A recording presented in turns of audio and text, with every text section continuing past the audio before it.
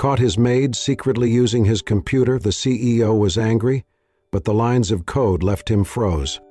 "What do you think you're doing with my computer?" Joseph Walker's voice sliced through the silence like a thunderclap, sharp and commanding. His polished shoes clicked against the sleek marble floor as he stepped further into the office, the overhead lights throwing sharp reflections off the glass walls. At his desk, his private desk, sat a woman. Her back straightened instantly, fingers freezing mid-keystroke. She turned slowly, eyes wide, mouth parted in shock. Her blonde hair was tied loosely, a few strands clinging to her face. She wore a janitor's uniform with a badge that read Susan, but she looked nothing like someone who should be anywhere near a CEO's machine.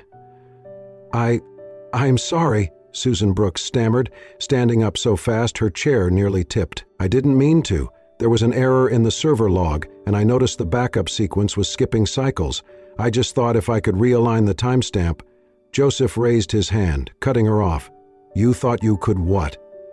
His voice dripped with disbelief. "You're a janitor.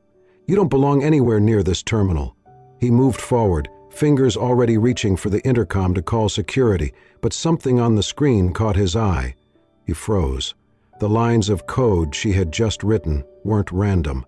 They weren't amateur fumblings. They were precise, lean, and unmistakably familiar. His heart dropped a beat. He stepped closer to the desk, eyes scanning the code. The syntax, the unique shorthand, the comment tags, the indentation. It was like looking at a ghost, one he had tried for months to chase. These lines weren't just well written. They were the exact structure used by the anonymous developer who had saved his company from collapse 6 months ago.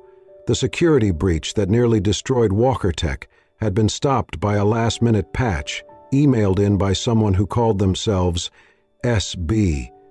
They had vanished after that, never revealing their identity. Until now. "You wrote this?" he asked, but the anger in his tone had faded into something else, something closer to disbelief. Susan's cheeks flushed as she nodded slowly. "I didn't think anyone would notice. I saw the logs and I just couldn't ignore it. I know I shouldn't have touched anything, but—" "You're SB," Joseph said, more to himself than to her. She looked up at him then, really looked. Her eyes were frightened, yes, but not desperate.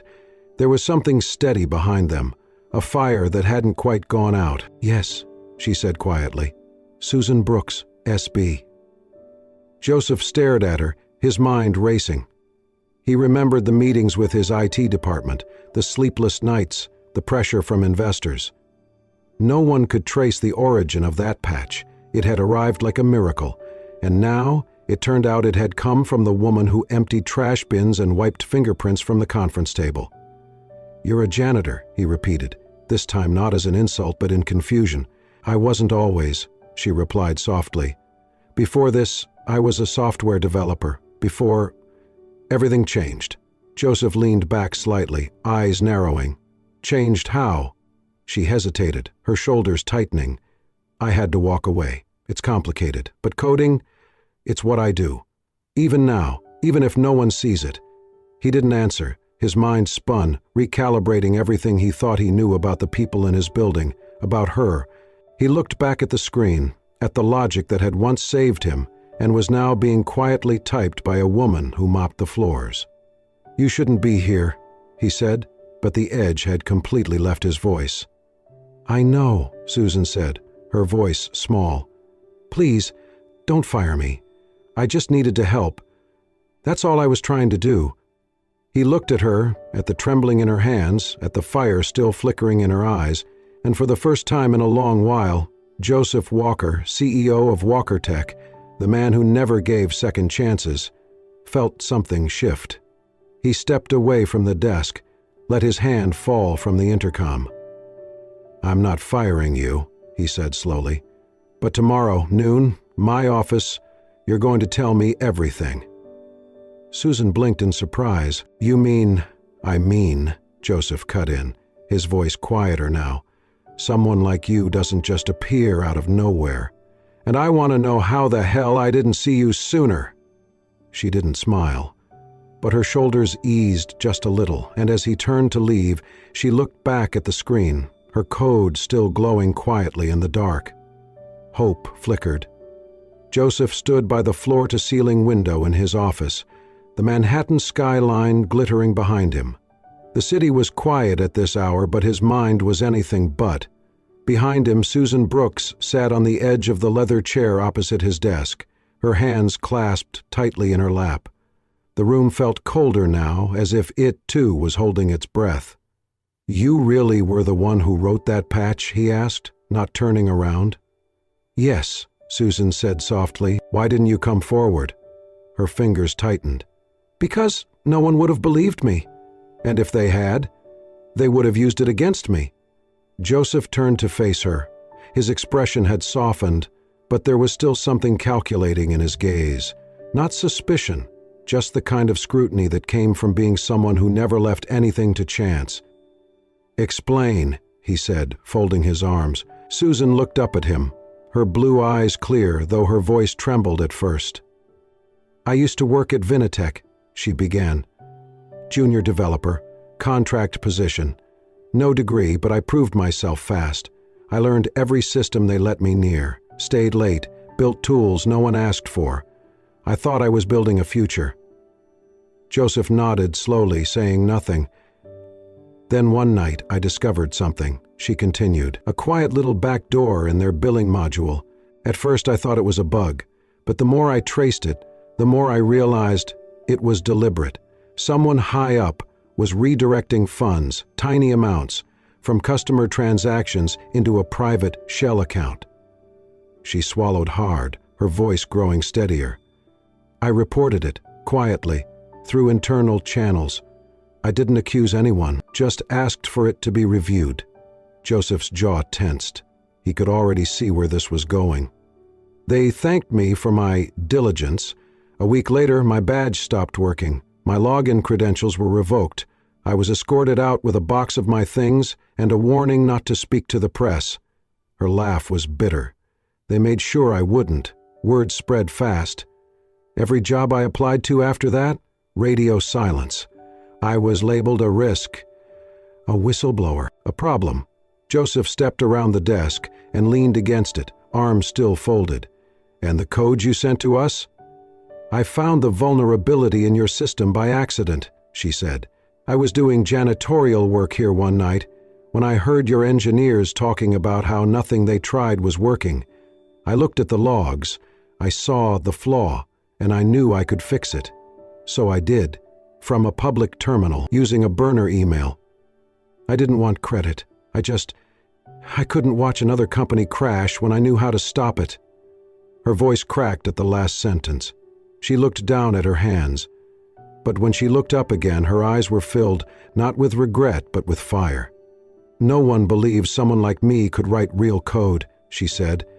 "So I stayed hidden, but I never stopped building." The silence between them stretched. Joseph stared at her, his thoughts racing. This woman, this janitor, had outsmarted $1 billion company, then quietly rescued another without asking for anything in return. She had been blacklisted not for incompetence, but for integrity. And he had walked past her in the hallway for months without seeing her. He felt a strange twist in his chest, part guilt, part awe. "How long have you been working here?" he asked quietly. 4 months, Susan said. "And you never thought to tell anyone who you were?" "I have a son," she replied. "He's 6. I couldn't risk losing this job, too. I needed to survive." Joseph exhaled slowly, the weight of her story pressing down on him. "You don't belong cleaning floors," he said at last. She smiled faintly. "Tell that to the people who blacklisted me." "No," Joseph said, shaking his head. "They were wrong, and I was blind." She looked at him, surprised. He straightened up, his voice firm. "Tomorrow we start over. Not just a meeting, a clean slate. I want to see what else you've built, what you're capable of, not as a janitor, but as the engineer who saved this company." Susan blinked, clearly taken aback. "You're serious?" "I am," he said, "and I'm sorry it took me this long to see you." For the first time in a long time, she let herself smile. Small, cautious, but real. It wasn't redemption, not yet, but it was a beginning. The cafe sat on a quiet corner of Brooklyn, tucked beneath ivy-covered brick, a place that smelled of old wood and fresh espresso. Joseph had chosen it for its privacy. No reporters, no cameras, just the low hum of conversation and the occasional hiss of the espresso machine. Susan sat at a corner table near the window, her posture a little stiff, eyes flitting from the coffee cup in front of her to the street beyond. She wore a navy blue cardigan over a plain blouse, her hair neatly tied back.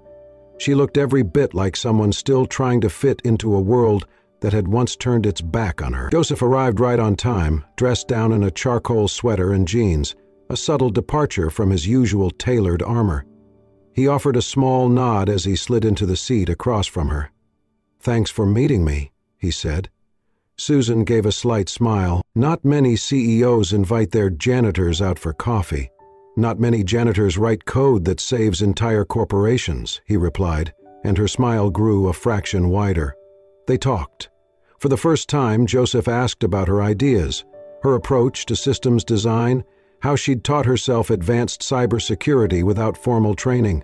She spoke with confidence, her voice steady and clear, occasionally gesturing with her hands as the fire in her returned. He listened. And then, as the waitress brought a second round of drinks, Joseph leaned forward, voice lower. "I want you on the inside," he said. "There's a project, AI-driven security for our infrastructure. We've hit a wall. I think you could take us through it." Susan blinked, surprised. "You want me to join? Officially?" "I want you to lead," he said. "Not under your initials, under your name." She didn't answer right away. Her eyes darted down to her cup, then back up. "You know what that would mean, right? My name in your system, my past exposed." "I do," Joseph said. "But I don't care what they say. I care what you can do."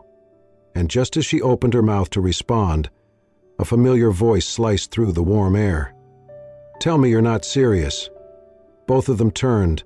Logan Pierce stood at the entrance, all sharp edges and corporate confidence. The chief operating officer of Walker Tech, Joseph's second-in-command, glanced between them with barely concealed disdain.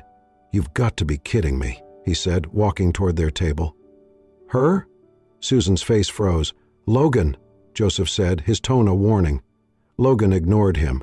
"Do you even remember Vinitech? The lawsuit? The PR disaster? She's a scandal waiting to explode." "She wasn't the cause of that scandal," Joseph said, standing slowly. "No, but she carries it like a badge," Logan snapped. "The press won't care about the truth, Joseph. They'll see a whistleblower, a liability. The board will panic. Investors will run." He turned to Susan now, his voice cutting. "What are you doing here? Trying to climb back through the basement door? This company has too much at stake to gamble on someone like you." Susan's hands were clenched in her lap, her eyes were dry, her back straight, but the color had drained from her cheeks. Joseph opened his mouth, but for a second, just a second, he hesitated, and in that pause, everything fell apart. Susan stood. "I shouldn't have come," she said quietly. "I thought maybe this time would be different, but it's not." She looked at Joseph, just briefly, her expression unreadable. "Thank you for the coffee." She walked past Logan without a word, her heels silent on the hardwood floor. Joseph watched her go, a knot tightening in his chest. He turned back to Logan. "You shouldn't have come here," he said, voice low. "I came to stop you from making a mistake," Logan said coldly. "You're welcome." Joseph didn't respond. His eyes were still on the door, long after it had closed behind her, and in that moment, he realized something painful and clear. He had said nothing, and silence in the face of injustice was its own kind of betrayal. The door to the modest apartment creaked open, revealing chipped paint and worn carpet. Susan stood in the frame, brows lifting in surprise as she saw Joseph Walker standing there, holding a pizza box in one hand and a brightly colored Lego set in the other. "It's not bribery," he said dryly, "just dinner. And a peace offering for the little guy." Susan blinked, then stepped aside to let him in. He's in his room. As if on cue, a small, excited voice rang out. "Mom, who's that?" A blur of motion followed, and Noah, 6 years old, wide-eyed and full of energy, rushed into the room. His eyes locked onto the Lego box first. Joseph knelt down to his level. "Hi, Noah. I'm Mr. J. Thought you might like this." Noah looked up, suspicious for half a second, then grinned. "You brought me STEM Legos?" Joseph chuckled. "I did. Want to build with me?" "Yeah." Within minutes, the two were sitting cross-legged on the living room rug, Lego pieces scattered everywhere. Joseph carefully followed Noah's chaotic instructions while the boy narrated the building of a spaceship/lab/dragon fighting base with wild enthusiasm. From the kitchen, Susan watched quietly as she prepared a simple dinner. Her hands moved on autopilot while her eyes kept drifting back to the scene in the living room. Joseph laughed at one of Noah's jokes, then held up a crooked rocket proudly. Noah laughed so hard he snorted. Susan's eyes softened. Her voice was barely a whisper. "He hasn't laughed like that in months." Joseph looked up and met her gaze across the room. He didn't smile, but there was something warm in his eyes. Steady, present. Dinner was simple, grilled cheese sandwiches and apple slices, but the table felt alive with conversation. Noah sat between them, alternating bites with wild retellings of space battles and robot alliances. Joseph listened, asked follow-up questions, and even suggested adding wheels to the next rocket for faster moon escapes. After dinner, while Susan cleaned up, Joseph helped Noah collect the scattered Lego pieces. When the boy finally yawned, Joseph offered to read him a story. Susan paused at the doorway, watching Joseph sit on the edge of her son's bed, holding a worn picture book, reading with unexpected gentleness. When Joseph stepped back into the kitchen, Susan handed him a warm cup of tea. "Thank you," she said. He took the cup, cradling it in both hands. "For what?" "For being kind," she said. "For not running." Joseph leaned against the counter, his voice quiet. "I've spent most of my life running from things, mistakes, headlines, people. But this doesn't feel like something to run from." Susan looked down at her tea, unsure how to respond. Then her phone buzzed. She picked it up and froze. Her face went pale. "What is it?" Joseph asked. She turned the screen toward him, a blurry photo taken through the apartment window. Her, Joseph, and Noah at the table. Headline: CEO Walker and the Hacker Maid. After hours, scandal? Her hands began to shake. "No," she whispered. "No, no, no. This can't happen. Not again. They'll come after me. After Noah. I just got stable." Joseph gently took the phone from her, set it down, and poured more tea into her cup. He didn't speak right away, just stood beside her in silence, letting the panic ebb. Then, quietly, "I know what it's like to be judged by something you're not," he said. "To have your life turned into someone else's headline." Susan's eyes welled, but she held them back. Joseph placed the cup in her hands. "Let me help you carry this." It was not a promise, not a grand speech, just presence, steady, warm, unwavering. And Susan, for the first time in a very long time, let herself lean on someone else, just a little. The following weeks passed in a quiet storm of work, laughter, and a strange, beautiful new rhythm. Susan was no longer just the janitor.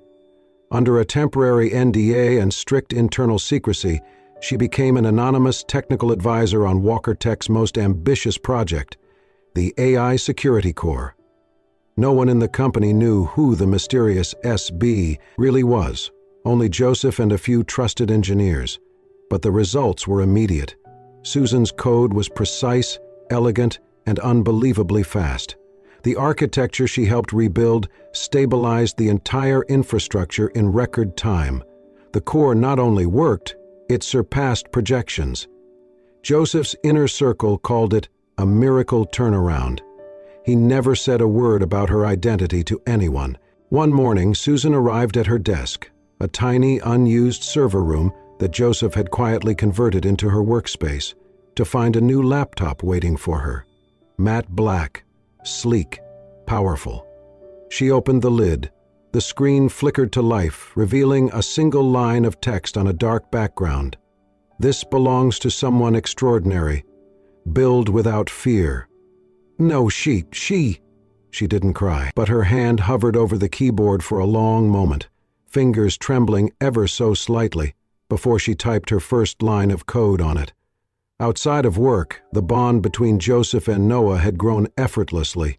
Every Saturday evening became their tradition: pizza, cartoons, and Legos scattered across the coffee table. Noah took to calling him Captain Lego, especially after Joseph helped him construct a 3-foot-tall robot with a built-in laser cannon and a snack drawer. One night, Susan paused at the hallway entrance. She stood quietly, watching her son laugh so hard he fell sideways onto Joseph's lap, while Joseph mock-growled in defeat at losing a Lego battle. The warmth in her chest grew thick, painful, beautiful. She blinked rapidly and stepped back before either of them noticed the tears in her eyes. But peace never lasted long.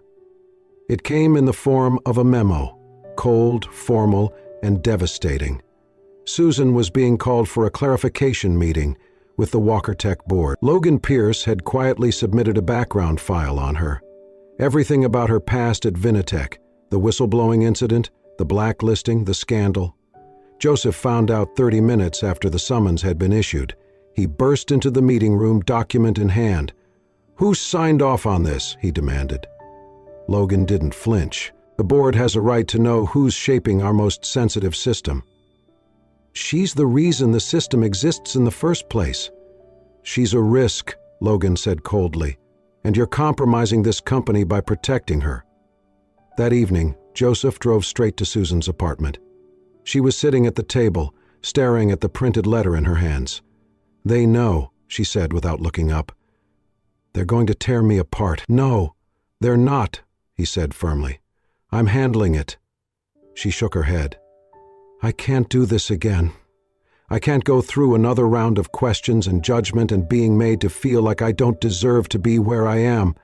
Her voice broke. Joseph stepped forward, took the paper from her hands, and gently pulled her to her feet. "We're not running from this," he said. The next morning, in the elevator to the 40th floor, Susan stood rigid beside him, silent. Her hands were cold, her jaw tight. Joseph reached out, took her hand and held it, not as a gesture, as a grounding. "I'm not letting them take away what you've built," he said, voice low and unwavering. "Not again." She looked at him, truly looked, and for the first time she believed he meant it. No conditions, no pity, just belief.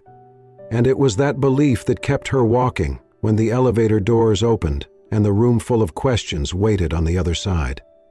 Cameras flashed like strobe lights across the press hall, reporters jostling for position as Joseph Walker stepped up to the podium.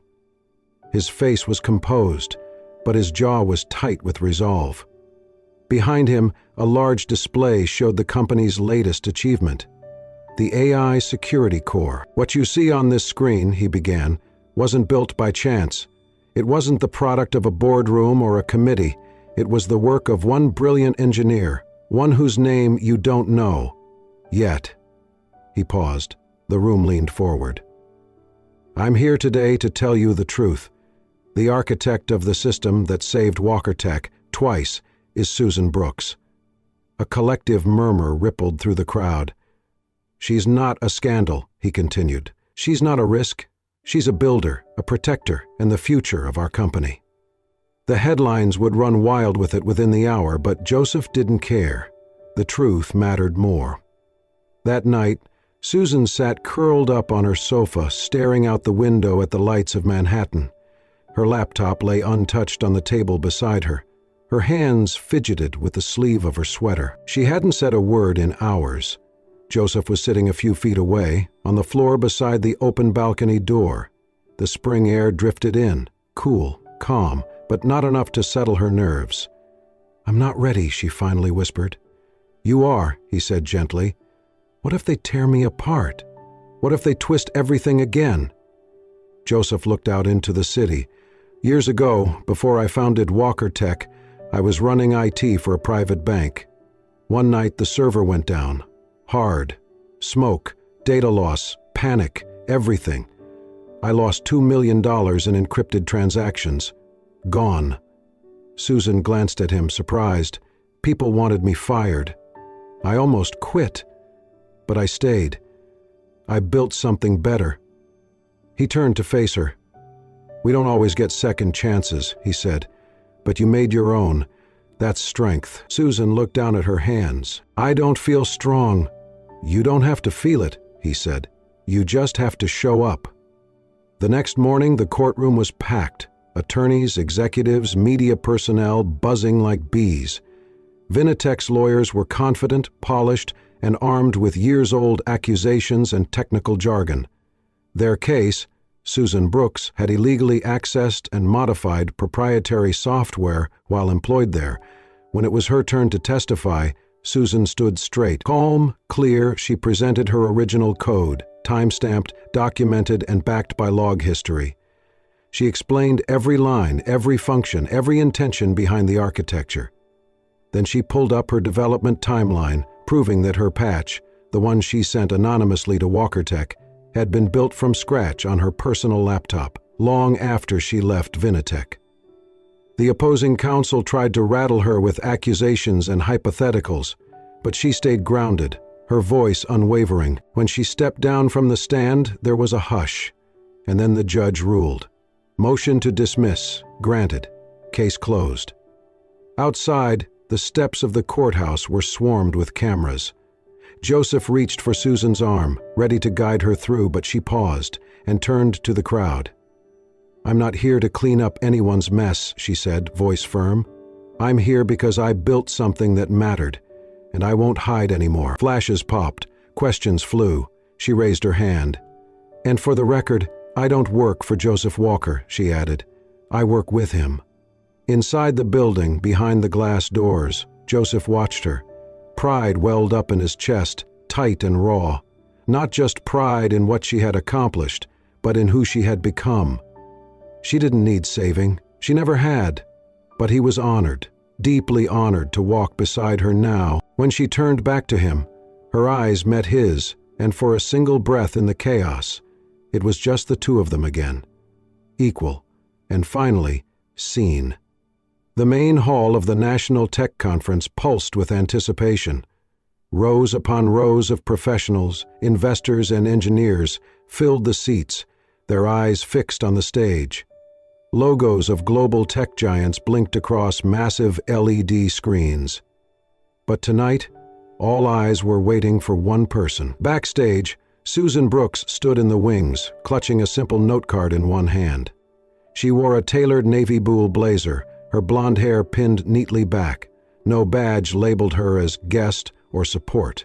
The name on the screen behind the podium read Chief Technology Officer Walker Tech. Her breath caught as the announcer's voice boomed across the hall. Please welcome the brilliant mind behind the AI Security Core, a woman who changed the future of tech from the shadows, Susan Brooks. Applause erupted. She stepped onto the stage, not with bravado, but with quiet confidence, her heels clicking steadily as she approached the microphone. She paused, took in the sea of faces, and smiled. I never imagined I'd be here, she began.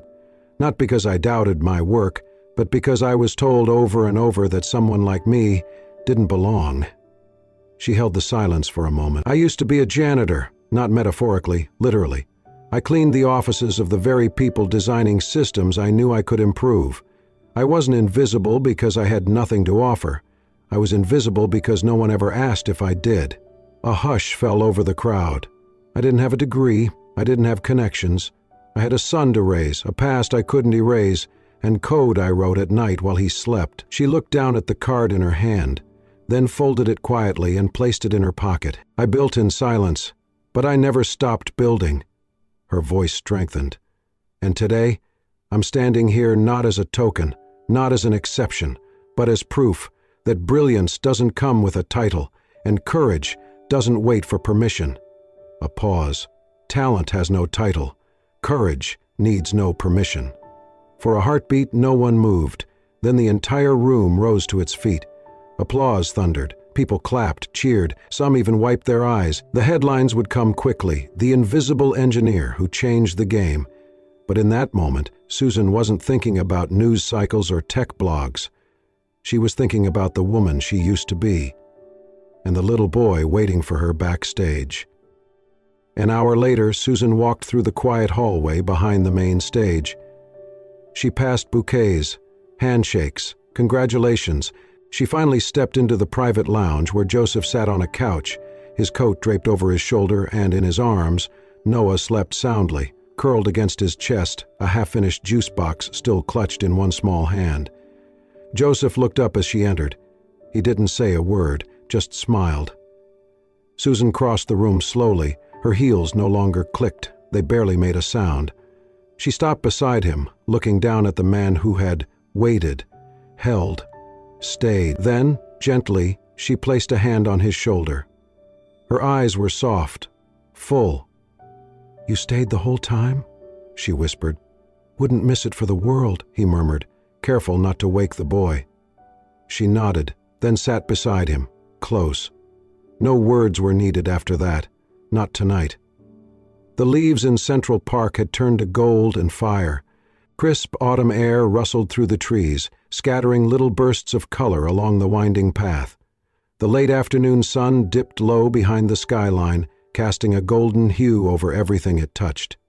Joseph Walker stood at the edge of a quiet clearing, hands on his hips, a playful smirk tugging at the corner of his mouth.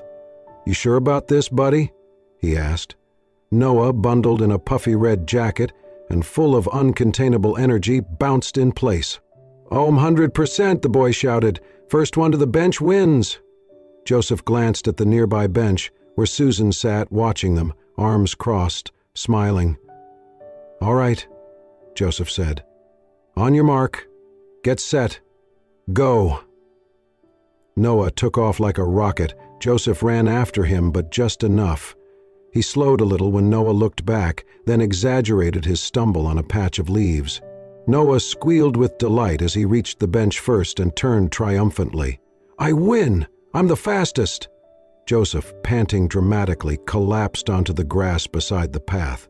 "Fastest engineer in the city," he declared, throwing his arms up in surrender. Susan laughed, a real, full laugh that bubbled out of her as she sat on the bench, cheeks flushed from the wind. Noah darted back to Joseph and flopped down beside him, both of them laughing. Eventually, Joseph stood and brushed the leaves from his coat. He walked over to Susan, reaching out his hand. She looked up at him and took it without hesitation. Noah raced ahead down the path, twirling in circles beneath the trees, and Joseph and Susan walked hand in hand behind him, their steps easy, unhurried. Susan glanced sideways at him. "I used to think there was no space in this world for someone like me," she said quietly. Joseph squeezed her hand. "Then you wrote your own place into it." She smiled, her heart full, not just of love, but of peace, of belonging, of finally being seen for exactly who she was and knowing it was enough. They walked like that until the light began to fade. 3 figures in the amber glow, one little boy skipping joyfully ahead, and 2 people who had weathered fire and judgment and fear and come out stronger. Together, a family, not defined by title or timing, but by choice. And the story, at last, had found its beginning. Sometimes, the strongest people are the ones no one notices until they rewrite the rules. Susan didn't just find a second chance. She created one. With courage, code, and quiet resilience, she proved that even those pushed to the margins can rise, can lead, can change the game. And Joseph? He didn't just see her, he stood with her. Because love in its truest form doesn't rescue, it recognizes. If this story moved you, touched your heart, or reminded you that everyone deserves a place to shine, don't forget to subscribe to Soul-Stirring Stories, Soul-Stirring Stories, where every story touched the heart and every ending is a new beginning. Click subscribe and turn on the bell so you never miss the next unforgettable journey.